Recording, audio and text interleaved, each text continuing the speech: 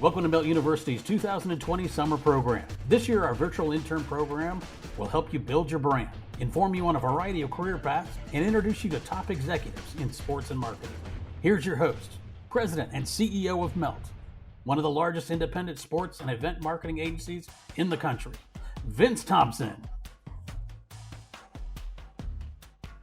Welcome, students, Summer Virtual Melt University 2020. We are rolling on into our third week. We've had an amazing summer so far. Great interviews, great guests, great responses, great feedback, and really enjoying seeing the comments online and social media. We appreciate them, and we're going to continue to have a great summer and great guests.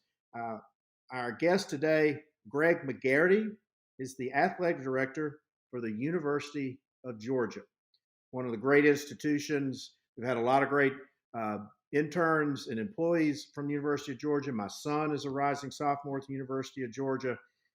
Greg oversees a 21-sport athletic department supported by a budget of more than $120 million. And what we've talked about now is careers in college athletics. Athletic directors are really chief executive officers of a multi-$100 million organization, and they serve so many constituencies: alumni, fundraiser, season ticket holders, professors, the president, the students, the athletes, the players, and so many constituencies that Mr. McGarity oversees. Is actually a native of Athens and was named the athletic director in August of 2010 after serving 18 years with the Florida Gators. We'll talk about that in a little bit, but I didn't realize this. Greg was a letterman on the 1973 Bulldog tennis team and began his professional career at UGA after that, which we obviously love student athletes. We've had a lot of great ones. We've had Greg, in fact, we had a young lady, Julia Sprague, who was on your 2018 National Equestrian Championship, and amazing young lady. But he also, Greg, has had an amazing path, and we always talk about paying our dues one step at a time, one day at a time, doing the right things. Started as a student assistant, similar to me, and then climbed the ladder, assistant SID. Then he was a women's tennis coach, and then moved into facilities and event management, and really got a very well rounded experience. And so we're very honored, that Greg, that you would take your time during this crazy time, during this busy time, to share your words of wisdom with Melt University. So welcome today, Greg McGarity. Thank you, Vince. Appreciate this opportunity, and just happy to be with everyone today, even if it's virtually. And absolutely would love to answer any questions. But, I was very fortunate at a very young age to get a start in athletics. Back when I first started, which was really, I was born in 1954, and in 1964, I started to take up the sport of tennis, which led to a relationship with Dan McGill, who back in those days was tennis coach, sports information director in Georgia Bulldog Club. People multitask back in those days. And so, Vince, I don't know where you want me to go with this, but I'll be glad to talk about any details of my career path. Well, one thing we all talk about, and we're talking to our kids about today, and we'll unpack a lot of subject matter, but one thing is pursuing your passion. And so you took up tennis at a young age.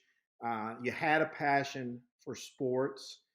You may or may not have considered professional tennis career, but we talk to our kids a lot about pursuing their passion with zeal, and that the letters NO don't spell no, but they spell the first two words of not yet. But talk about, you clearly have had a lifelong passion for sports. You've given your professional and a lot of your personal life to the devotion of that. And we tell our kids, it's like, pursue that passion. Talk about how important that is, no matter what it is. Well, I think that's the key to life in general, not only your workplace, but, I knew in high school, having been associated with this program as a volunteer, student assistant, kind of a do-it-all type person, that I wanted to experience a career in athletics. I didn't know what it was, whether it was coaching or administration. I just knew that I wanted to be in that environment. And I would urge everyone to really try to be specific as you can. I know I get calls sometime from young people that want to just, hey, I just want a job. I'd love to do anything. And Mm-hmm. I come back and I say, well, that doesn't really help me. Mm-hmm. I need to know what you're passionate about. And it could be compliance, it could be the business area, because I think one has to really articulate what they really want to do.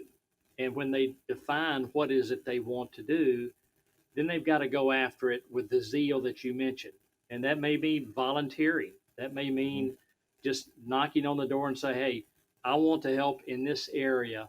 And I think I would be the right person to do it. But you've got to approach it from, the ability to not worry about finances, not worry about anything, but expressing your zeal and your enthusiasm for wanting to take a certain track. Well, and we talk about that, and we want to talk about, back when I was working my way through as a student assistant at Auburn University, there weren't as many. There were opportunities, but now, and we had a really, really great conversation with your colleague Ross Bjork recently from Texas A&M, but he talked about so many areas now that are opportunities within an athletic department that I had actually not thought about. And even I got a degree in journalism from Auburn, but he talked about mental health. He talked about obviously the safety and security of fans and the players now in a COVID world, and hopefully a post-COVID world. He talked about a lot of data analytics. He talked about the sophistication of understanding your season ticket holder, your fan base, what turns them on, fan experiences. And so if a student is in the College of Liberal Arts, if they're studying communication, we know there's, obviously traditional areas within an athletic department, tickets, fan experience, game day experience, the PR, the social media. But within the University of Georgia athletic department and then in the landscape in general, where do you see these emerging opportunities for kids to pursue? Well, I think the first and foremost, it would be in the health and wellness area of our program. We've added just over the last 2 years 3 full-time individuals that focus on mental health. And once we activated that with our own staff members, it really exploded among our student population because they knew that they had sort of a confidential source to go to. I see that. You brought up the analytics. All sports are heavy into that, especially football and basketball are heavy into analytics. I would also say the video content that you're seeing on all platforms. In our football program, we have 3 people that's their job to really handle the social media part. And those are with a lot of things that you'll see on Twitter, about a minute snippet. You'll see some information because the attention span of individuals is very short, as we know now. But I also think from the business standpoint, as the financial aspects of our operation come to be more important every day, I think those that have a background in accounting is going to be critical. I think in sports information, it's gone away from brochures and media guides to where printed paper. Everything is so virtual now. And I think experience in all of these areas, especially in the new media opportunities from a journalism standpoint, that is going to be huge. And I think there's tremendous upside in that area specifically. Well, and I think we've hit on something, is that when you hear the term athletic director, and when you would hear it, back in the quote unquote old days with Coach Dooley and Coach Dye, and the coach was the athletic director. I want our listeners to truly understand you are the chief executive officer of a quote unquote company with revenues north of $100 million. And so even though you see this glossy product on the outside, the Georgia Bulldogs, between the hedges and all of that, you're running a massive business. And so if we talked to the kid about the campus as the ultimate professional lab, but to approach you, what you talk about being specific, but let's unpack a little bit more. What truly gets your attention? Like I said, I just flagged David Housel down in my first journalism class, but then now it's now more competitive. trying to get your attention because you are the CEO of a $100 million company. I think about that in context of me calling on the CEO of a $100 million company. What are the things that the students can do to quote unquote get your attention? And then I want to talk about after they're able to get your attention. I want to talk about their profile on social media a little bit and how important that is. Vince, I think the key thing is volunteerism. Mm-hmm. Again, coming in and just want to express the opportunity to learn, whether it's shadowing or whether it's just kind of getting your foot in the door. Because once you're in, for instance, the Butts-Mehre building, and you're a volunteer, or if you're an Mm-hmm. intern or a GA, you're kind of viewed as a staff member. We try not to differentiate because Mm-hmm. it's a learning environment for really everyone. But I think that just willing to come in and volunteer, it is kind of a who do you know business. Right. So I think contacts are important to maybe open doors. Is that fair? Perhaps not, but it's kind of the way the world works right now. Mm-hmm. But I do think that someone that has even shown that ability in high school, especially in college, because you want to be able to draw on experience, and then we're going to call the references. It may not be the references they have down on their resume, but we may call another person at any level in any other athletic department to check on someone and Mm-hmm. ask them how they interacted, how was their experience there. But I think volunteerism is the key because you're not sending the message that, well, how much are you paying and how long did it last? And that's what I really look for is someone that's willing to just come in and volunteer and willing to learn the ropes in a very casual environment.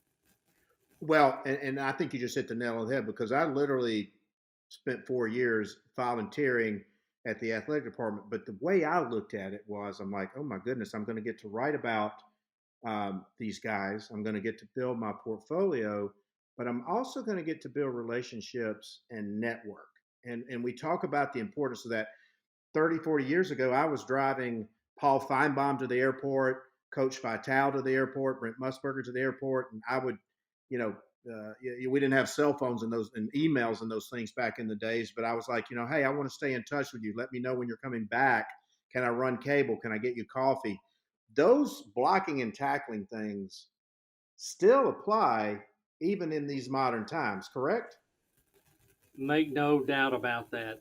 As an example, we had a volunteer that was assigned to assist ESPN. This was probably 4 or 5 years ago when they Mm-hmm. were on campus. Is sort of just a person that knew the general lay of the land, knew where to go, where not to go.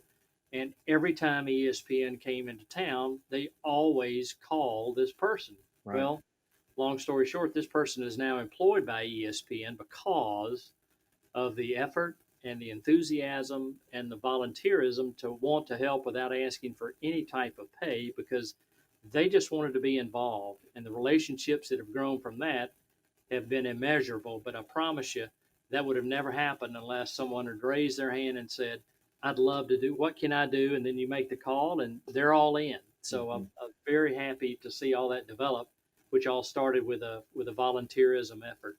Well, and now between say CBS, ESPN, and the SEC network, and you have 21 Sports. There's pre-COVID. There's literally a sporting event that's coverable or catchable or workable nearly every day during the school year. Correct?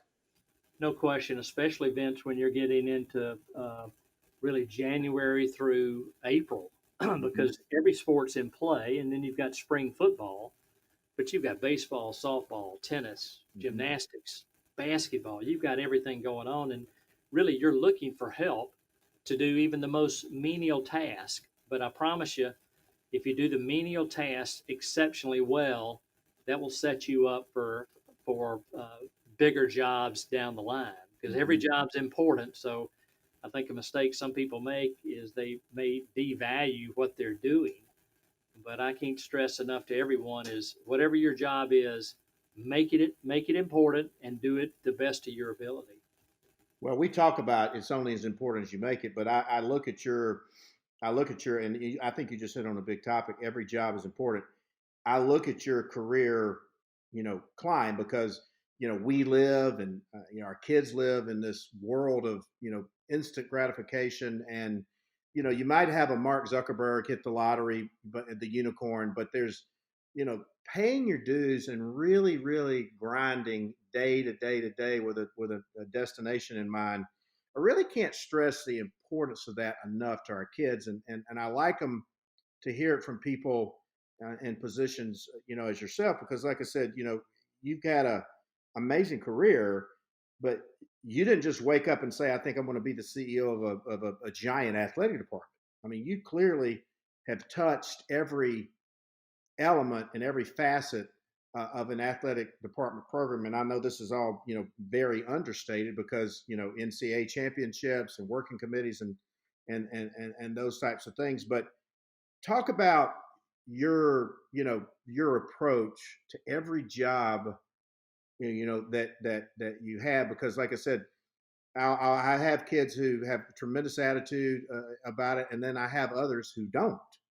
And I'm like, I'm still basically doing the same thing you are, but just at a different level. But talk about that, sort of your philosophy of what we call the grind.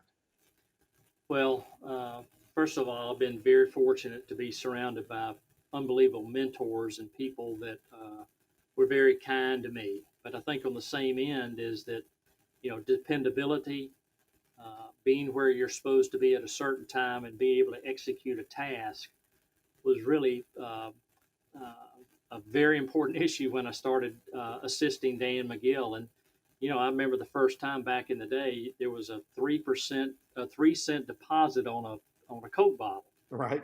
And Dan McGill, who counted every penny, if he put 24 Cokes in the Coke machine, he wanted to be sure he had 24 empties. Okay. I remember that.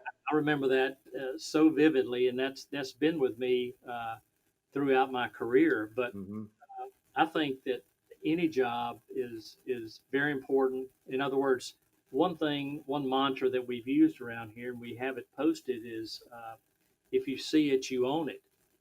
And that goes for everyone. If they see a piece of paper on the ground, they pick it up. If they see a door that's open, it's not somebody else's job to do, it's yours. And I think that goes back to illustrating to others that you can tackle whatever job you're assigned to do. And if people see that time after time, and it could be menial in your view, but to that person that's assigning that task to you, I promise you it's important to them. And if you can check the box and do all those things, that's going to lead to the next steps. And here at Georgia, as being a women's tennis coach and assistant SID at the same time from 77 to 81, a gentleman named Kermit Perry left Georgia to go to Auburn. I love him. 80. Well, Coach Dooley was looking for somebody to take Kermit's job. And so I was around, I was available, I was cheap. And Right. so I moved in the administration piece, and then I was able just to prove to them that I could do, and I wanted to do more, and I expressed that. What more can I do? Mm-hmm. And so it just helped me all along the line, and then relationships led to an opportunity at the University of Florida, and those 18 years were so pivotal to my growth as a person in this profession, working alongside a great group. But back to your point, there's no task that's not important. There's every task, and we try to stress that to our staff here at the University of Georgia, that everybody has a say in winning. If you're a grounds person, the field's not in great shape, and a person hurts their ankle, who knows? If an area is not kept clean and somebody comes in for the first time and sees a dirty place, that's the impression they're going to have on your facilities and your university. So every job is important. Yeah, I like that for our students. I always, what more can I do? And because if you impress that person with that attitude and that impression, you never know, particularly now with the speed of which this moves. I mean, you possess all this information, in your hand. You never know what's going to come around. And then I love that if you see it, you own it. Going that extra step, going that extra mile.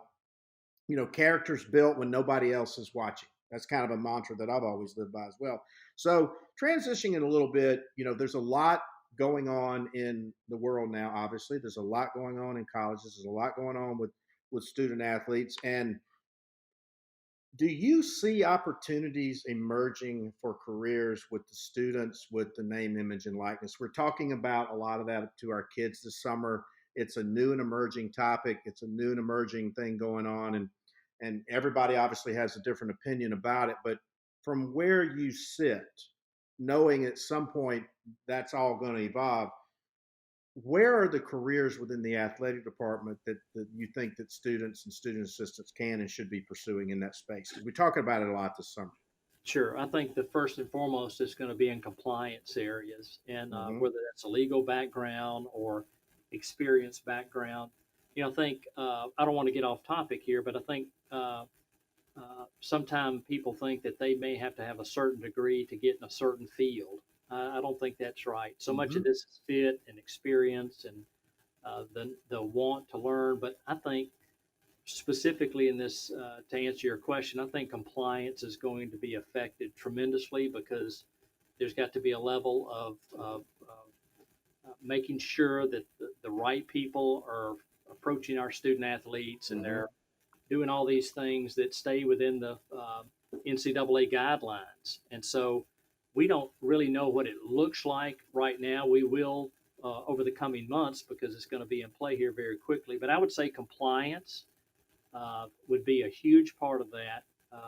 But that would be probably the one thing that I know we're planning to add maybe one or two staff members to assist in that effort, just because of the number of players we have in all sports. I mean, we had 2 first-round drafts picked in baseball this year, maybe the number one pick in the NBA draft, and Hmm. needless to say, in the NFL. And we got some track athletes that are phenomenal, and tennis, and all the way around. So it's just not one or two people on this campus. It's probably going to be a dozen to 15 that are really, really in play in this NIL conversation. Hmm. I mean, a lot of money involved and a lot of opportunities and temptation. And so when you talk about compliance, explain that a little bit to our students because they may not really think about it per se. They may not understand it. And what skill sets should somebody in compliance? Because it sounds to me that you would have to be a very meticulous, I's dotted, T's crossed, individual to comply within the internal, Georgia rules as well as the NCAA and the SEC. Vince, I think at this level and maybe every Power Five school in compliance, experience is going to really be critical. Hands-on experience, whether that's at a previous institution or a D2 or D3 school, Mm-hmm. because all these are still under the NCAA umbrella. But I think Mm-hmm. that's really important. It'd be very difficult for someone to enter the compliance world without compliance background. Mm-hmm. So I think that's really, really critical. But it is a I daughter and T crosser profession. There are so many rules and regulations to follow, and it's probably the most popular office that we have in the athletic department. That may be odd to say, but Hmm. if your staff has the right attitude of helping and being able to say no, but here's another way to do it instead of just being a doctor no all the time. I think that's all critical. But again, it gets back into the personality of the person, the ability to want to help others and not just be a dead end all the time. But I think it is a precise department because errors that are made, maybe at that level, or advice that's given to others, could really lead to significant NCAA problems. Right. Do you feel like it's necessary to have a legal training to be in compliance or not necessarily? I think it helps. Really, two out of our, I know at least two individuals on our compliance staff have legal backgrounds. Mm-hmm. And I think that always is a big plus. More education always is a big plus when you're looking at resumes. Right. And I think that's really something that I would advise everyone to do, especially now when the job market is so stagnant. Well, what we talked about is that with, everybody wants to be in sports now. Everybody wants to be in live events and sports marketing and all that. But what's happening in a post-COVID world, and that's why I'm really dedicated to helping the kids this summer, is that people who may not have taken lesser jobs for lesser money 6 months ago to get back in the workforce, they're going to go in and take some of these jobs that otherwise entry-level employees would have taken for less money, with having more experience. And so we really want to, help these kids find these opportunities, particularly if they're on the campus of the University of Georgia and all the other campuses these kids come from. But I think you've hit on several big ones that I know when I was a student and you were a student weren't necessarily career opportunities. Health and wellness, physical, mental wellness. Obviously, the video content is massive. And I'm really, really glad you focused in on the compliance today, because I see a demand for that because of the existing complexities. But now with name, image, and likeness, the complexities are going to be multiplied uh, many, many, many times over. And so, couple things as we begin to close this fascinating conversation. You've been at two of the greatest institutions in colleges, college athletics, Power Five, University of Florida, tremendous organizations, programs, coaches, players. Any person or memory that sticks out of your? I mean, because you almost spent 2 decades down there, and being a UGA guy, and there's an Auburn guy down there in charge, two Auburn guys in charge down there now. But what any particular thing that stands out during your tenure at Florida? Well, I would say it was the first day that I started working down there, which really set the tone for the work environment. And it kind of goes into the kindness bucket, the generosity bucket. It's back in the day where you had training tables. And I know we're back in the training table business, but I was All right. having dinner over at Yon Hall, which was on the other side of Ben Hill Griffin Stadium. I'm by myself, and I've got my food tray, and I'm going down the line to where I'd like some of that, some of that. And so as I turn around, I see Coach Spurrier in the back waving his hand at me. Wow. Well, I didn't think it was me. I looked around like, who the hell is he waving at? Well, he had Jerry and little Scotty at that point in time. They were back there at a table for four, and there were only three sitting there. So he waves me back.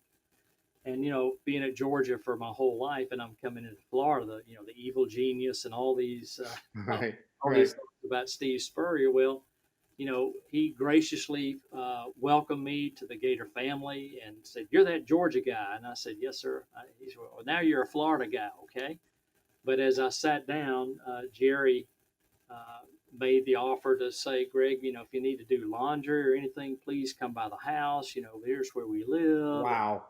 And, so I was sold right then because he didn't have to do that. They could have eaten as a family and gotten up and left, and I'm sure I would have met Steve and Jerry later on. But that one interaction meant the world to me as the new guy in town, especially as a Georgia person.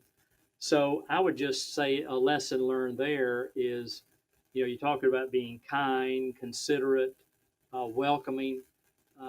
I think all those things come into play. It certainly came into play. And for all the things that I had to deal with, first time I'd left Athens and the University of Georgia after 31 years, it's kind of intimidating.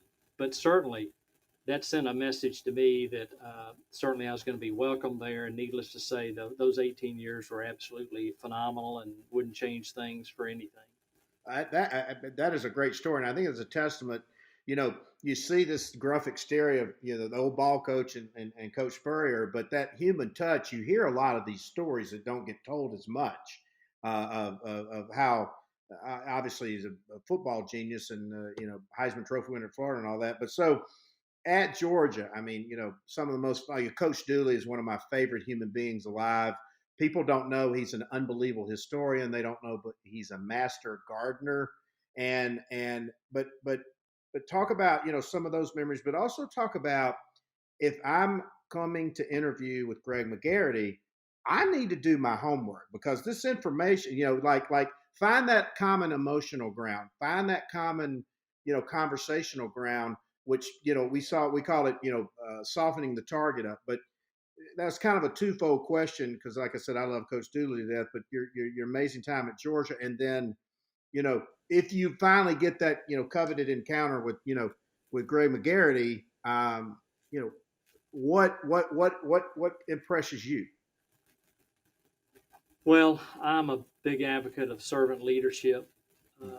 I love to talk about leadership. I love to talk about experience that people have had lessons learned. mistakes people have made and how they got out in front of that.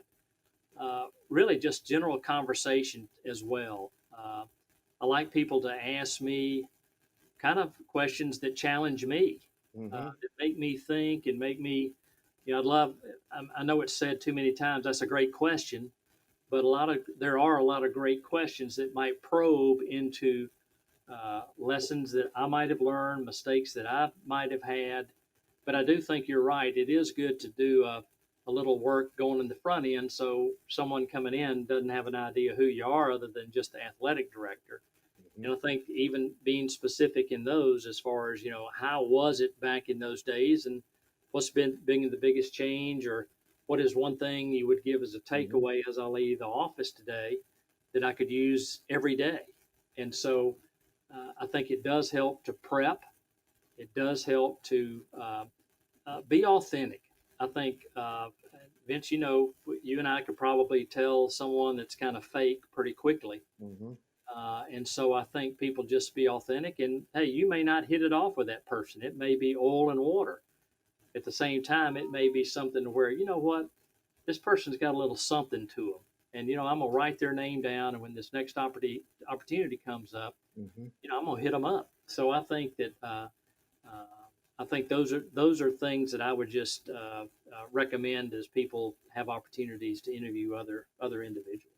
Well, you just hit on a big key word, authenticity. Be who you are, and you'll know it when you meet that person or you walk in that building or you assess that organization. You'll figure out if they mesh with your value system. Sometimes you don't. And what we're trying to tell these kids this summer too is that, and I wish I had learned this, by the way, at a much earlier age, it's not personal. You might not jive, the timing not be right. Another candidate may be better than you, but what we're trying to impress on the kids this summer and students this summer is every ounce of interaction with Greg McGarity is an audition. And you're monitoring their behavior. Will they fit in your organization? Will they be good employees? You're going to make a significant investment of time, money, and energy into this person. So, and by the way, there's no excuse for not doing your homework now, because in the old days, we had to go to the library and get encyclopedias and yellow pages and resource guides. They just punch up something on their phone or Google or LinkedIn, and they would know, because having a conversation with you about your experiences as a, student athlete and on the tennis team and all this type of stuff, they're 30 minutes into a conversation with you, and, the interview's going really swimmingly. So the preparation, and I've been in your office, several times, and I know you got this great collection of books and things. And we always try to end our podcast with sharing with our kids what great leaders, what resources, it's good books they should be reading, or podcast, or any other things that serve as a source of good information for you that you can share with them. Well, back on checking people out, it cuts both ways. If you've got an interview or somebody's coming to see you and I really don't know them that well, I'll do a little research on them Mm-hmm. to be sure that I'm not stepping in a ditch here and Right. and getting off. But Vince, I would say, my favorite book that I've read, and I've read a bunch of them, but the one I like the most is The Boys in the Boat. Mm-hmm. And while it's a true story, it's about the 42 Olympics in Berlin, Mm-hmm. about a group of University of Washington students that developed into the premier racing team in the world at that time. But their story about teamwork and how they all got together and the conditions that they had to train under, I promise you, kids these days would not train under those conditions. It'd be Right. too windy.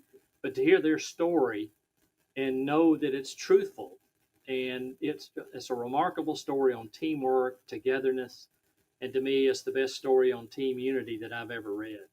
Well, in fact, I've heard about that book, but I've never read it. And so, The Boys in the Boat, 1942, University of Washington. I'm assuming it's the rowing team, right? The rowing team, yeah.